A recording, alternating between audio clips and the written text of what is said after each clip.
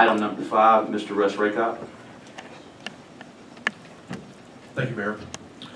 The last couple of years, I've come before y'all when y'all have had this vote and recommended that you not pass this. I'm glad that the mayor and I agree on this issue, that this needs to be Little Rock focused, and I know he campaigned on starting our own city economic development type group.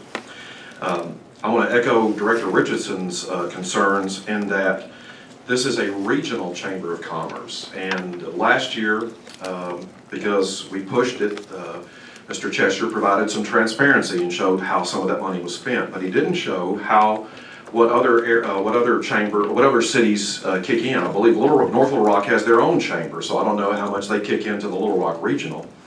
I don't know if Conway or Cabot or Benton or Bryant, but you know, if you haven't been to those cities, I urge you to go there and look and see the development that's in those cities. I went to school at UCA, and I can tell you it doesn't look anything today like it did when I was there back in the late 70s and early 80s.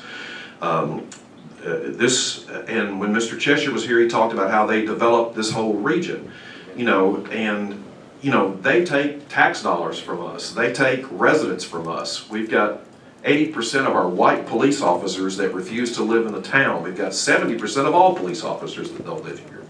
And y'all constantly talk about how we need tax revenue, we need things like that.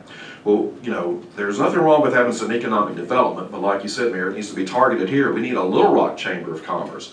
More importantly, we probably need a black Chamber of Commerce here in town, because there's no economic development in that 2.5 square mile where the shot spotter is over there south of 630. You've got a police substation that I think it was $400,000 or $500,000 that has a retail space in it that they can't fill. Now, former Chief Buckner says because the crime in the area.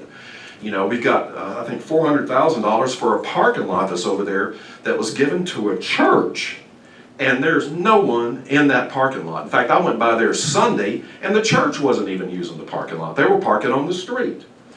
You know, I think what we need to do is consider this, and if we have a contract, vote to get rid of that contract, put this money to work here in Little Rock to develop business and economic advantages for our city and not for our neighboring region. Thank you for your time.